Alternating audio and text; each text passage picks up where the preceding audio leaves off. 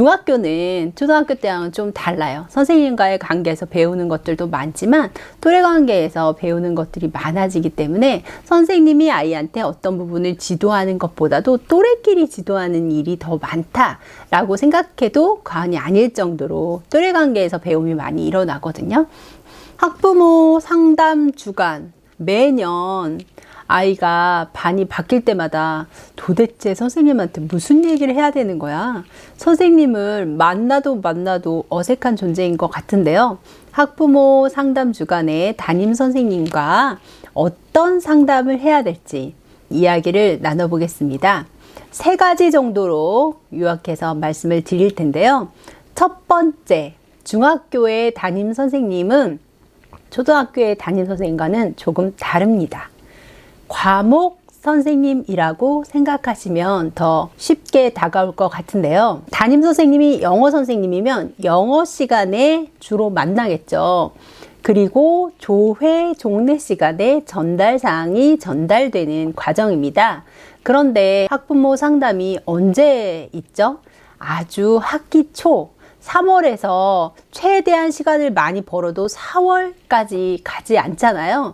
한 달 안에 학부모 상담 주간이 있기 때문에 담임 선생님이 과목 선생님이고 조회와 종례를 들어가지만 초등학교 때쯤 아이를 파악하지 못할 수도 있다는 점을 알고 상담에 참여하시는 게 좋습니다.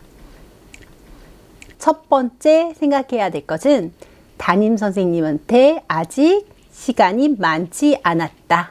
우리 아이를 제대로 파악하지 못하고 있을 가능성이 굉장히 큽니다.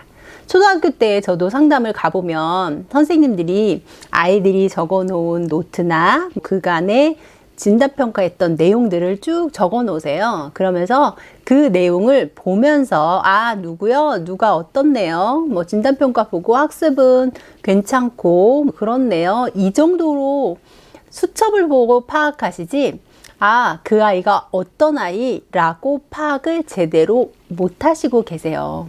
왜냐면 한 반의 아이들이 수가 많고요. 아직 이름하고 얼굴하고 매치하기도 힘듭니다.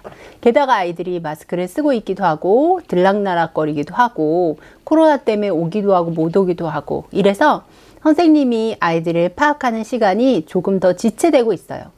개학하고 2주 정도 지나면 겨우 얼굴하고 이름 정도 매치시킬 정도 된다고 보면 돼요. 담임 선생님이라도 영어나 국어, 수학같이 주요 교과 과목은 수업 시간이 많으니까 그래도 수업 시간에 자주 보면서 아이의 이름을 파악하는데 시간이 있을 수 있지만 일주일에 1시간이나 2시간 들어있는 수업이라면 더더군다나 아이를 파악하기가 쉽지 않습니다. 선생님들이 누구였더라? 이렇게 하시는 경우가 사실은 참 많아요. 왜냐면 중학교는 자기 반만 수업을 들어가는 게 아니라 최소 4개 반 이상 수업을 들어가기 때문에 그 많은 아이들의 이름을 모두 매치해서 알기가 쉽지 않습니다. 하루하루 일상이 쌓여가면서 그 아이를 파악하는 거기 때문에 학기 초의 상담에서는 우리 아이를 제대로 잘 모르시는 교과 선생님이다 라고 생각을 하시고 접근을 하시는 게 가장 부담 없이 담임 선생님을 접근할 수 있는 방법입니다. 그렇다면 학과 선생님이라고 생각할 때 어떻게 접근하는 게 좋을까? 아이한테 상담 가기 전에 선생님과의 그 에피소드 중에서 가장 기억에 남는 에피소드를 물어보고 가시는 게 팁이라면 팁이겠네요. 그래서 선생님이 이렇게 자기소개를 하셨는데 그게 참 인상 깊었어 라고 이야기를 한다던가 선생님이 뭐 조회 시간에 이런 이야기를 했는데 너무 재밌어서 애들이 빵 터졌어. 선생님이 처음에 와서 이야기하셨는데 선생님이 중요하게 생각하는 건 뭐 인성이래. 아니면 아이들이 잘 어울리는 거래. 우리 반이 그렇게 했으면 좋겠대. 라고 선생님이 특징적으로 하신 말씀 있죠? 그거를 아이한테 물어봐서 인지하고 가셔서 처음 상담을 시작할 때 그 이야기를 꺼내주시면 좋습니다. 저희 아이가 그러는데 선생님이 인성을 굉장히 중요하게 생각하신다고 하더라고요. 이렇게. 학교 생활에 부모님이 관심을 갖고 아이와 대화를 자주 하고 있다는 것을 보여주는 기회도 되고요.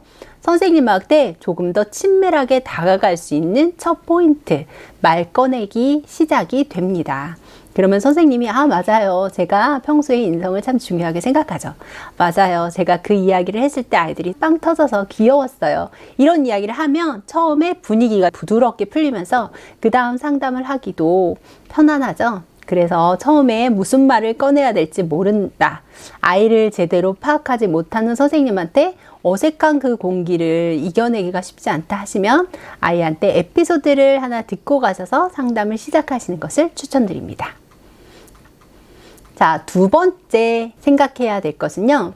상담에서 시간을 얼마나 쓰는지를 잘 계산하고 상담을 임하시라는 거예요.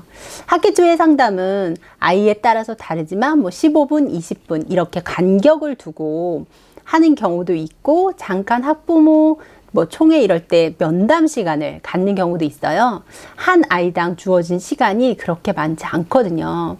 그래서 학기 초의 상담은 선생님이 내 아이를 다 파악하고 있기 때문에 하는 상담이 아니라 우리 담임 선생님이 이 아이를 맡아주셨네요 라는 인사 정도로 생각하시는 게 좋습니다. 그래서 담임 선생님한테 안녕하세요 누구 엄마입니다 라는 정도로 인사를 나눈다고 생각하시고 상담을 가시면 큰 부담이 없으실 거예요. 그래서 선생님이 정해준 시간 있죠? 15분 정도 시간이 있다면 최소한 10분 정도의 상담을 끝내시면 가장 좋은 에티켓이 아닐까 싶어요. 사실 학기 초에 가서 내 아이에 대해서 주저리 30분, 40분 이야기하시는 것이 그렇게 큰 도움이 되지는 않습니다. 왜냐하면 선생님이 스스로 본인이 아이를 파악해야 될지 어머니가 그 얘기를 다 하신다고 해서 그것을 다 받아들여서 이 아이가 이런 아이구나 라고 생각을 하시기가 사실 쉽지 않거든요. 본인이 판단하는 거를 믿으시는 경향들이 있어요. 그래서 본인이 판단하는 시간이 충분히 주어지지 않은 상태에서 우리 아이가 이런 특징이 있어요 라고 하는 것을 100% 받아들여서 그 성향에 맞게끔 무언가를 해주기는 사실 부담스럽거든요. 그래서 일단은 인사만 한다 라는 생각으로, 그리고 차차 아이의 특성과 문제에 대해서는 이 인사를 통해서 먼저 안면을 텄잖아요. 그러면 뭔가 해결해야 될 문제나 상황이 있을 때 훨씬 더 쉽게 대화를 이어갈 수 있거든요. 전화를 한다거나 문자를 해도 한번 만난 경험이 있는 사람이 훨씬 더 편안하잖아요. 그렇게 생각하시고 상담을 가시는 게 좋습니다. 학기 초 상담은 나는 안 해 이렇게 하시는 부모님도 있고 나는 반드시 갈 거야 이렇게 하는 두 부류가 있을 텐데요. 저는 되도록이면 학부모 상담은 가시는 것을 추천합니다. 그래서 무슨 얘기를 해요? 선생님도 애들 잘 모르고 저도 어색한데 이렇게 얘기하실 게 아니라 가서 인사 나누고 안면을 튼다라는 생각 정도로 가볍게 가시면 큰 부담 없이 상담을 하고 오실 수 있습니다. 아이에 대해서는 차차 선생님이 파악해 나가실 거기 때문에요. 일단 1년 동안 학부모 대 교사로서 협력을 할 수 있는 기반을 마련하는 것이 학부모 상담이다. 그런 토대를 마련한다라는 생각으로 참여하시면 훨씬 더 가볍게 상담에 임하실 수 있을 것 같아요. 학기 초에 선생님들이 엄청 바쁘시거든요. 특별한 이슈가 있어서 학교 폭력에 해당이 된다거나 우울이 있다거나 이런 특별한 이슈가 있지 않은 평범한 아이들에 대해서는요, 30분, 40분 너무 그렇게 이야기하시는 것도 과한데라는 생각을 하실 수 있어요. 그래서 선생님이 정해진 시간 안에서 산뜻하게 인사 나누고 오시는 걸로 잘 부탁드립니다. 정도의 이야기, 그 다음에 꼭 선생님이 알아주셨으면 좋겠는 이야기를 하고 오시는 거를 추천드립니다.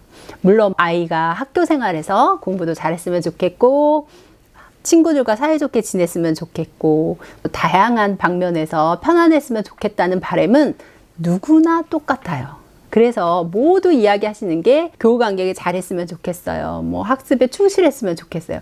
이런 이야기를 하시는데요. 그런 이야기는 계속 반복되는 이야기고 모든 부모님이 바라는 점이라는 걸 알기 때문에 굳이 그거를 다 이야기하실 필요는 없고요.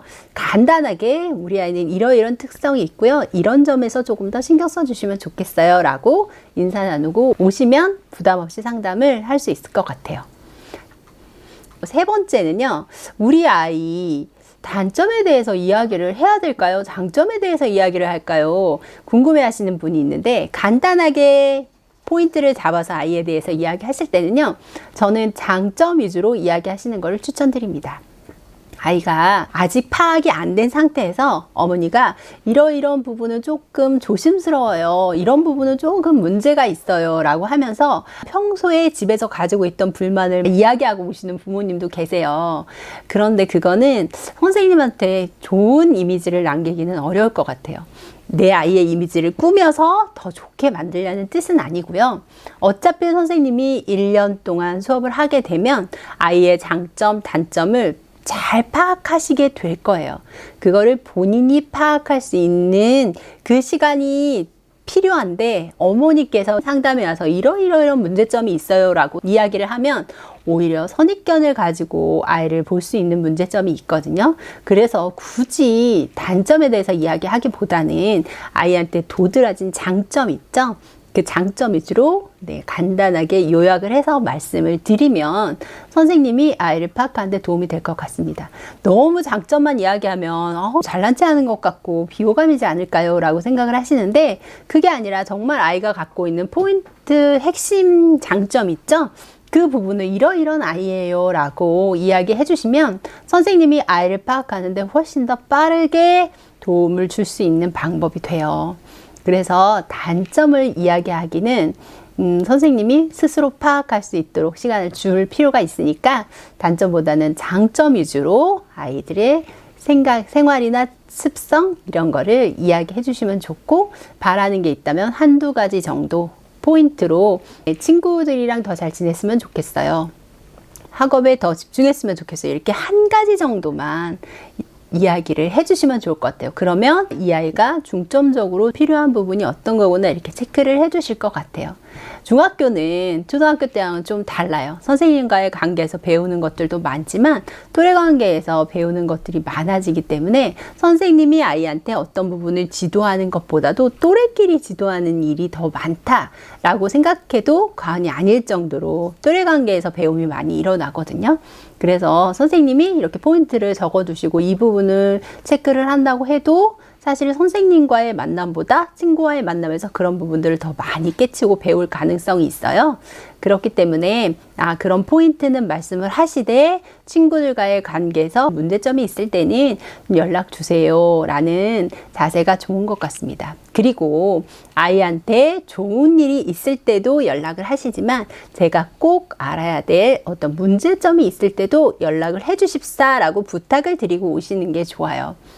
저는 안 좋은 일로 선생님이 전화를 하셔도 괜찮으니까 그게 아이의 성장을 위한 길이라면 언제든 연락을 주세요 라고 이야기를 하고요. 학기 중간에 선생님한테 어떤 일로 상담을 드리고 싶을 때도 무턱대고 전화를 하시기보다는 문자로 미리 선생님 이러이런 일 때문에 상담 드리고 싶어요 라고 말씀을 드리는 게 좋습니다.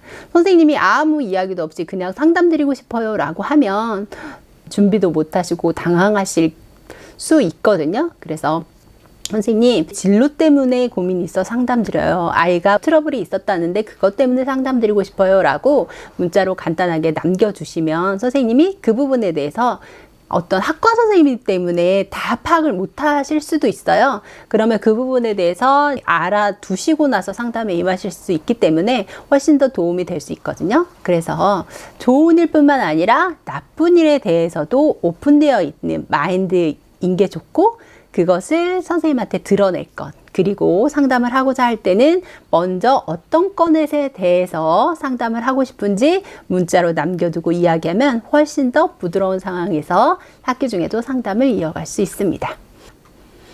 오늘은 학기 초 학부모 상담 어떤 것에 주안점을 두고 이야기를 하면 좋을지 말씀을 드렸어요. 선생님들마다 다 성향도 다르고 상담하는 방식도 다르고 받아들이는 방식도 다를 텐데요. 그래도 이런 마음가짐으로 상담에 임한다면 조금 더 편안하게 상담을 할 수 있지 않을까 싶습니다. 중학탐구 생활입니다.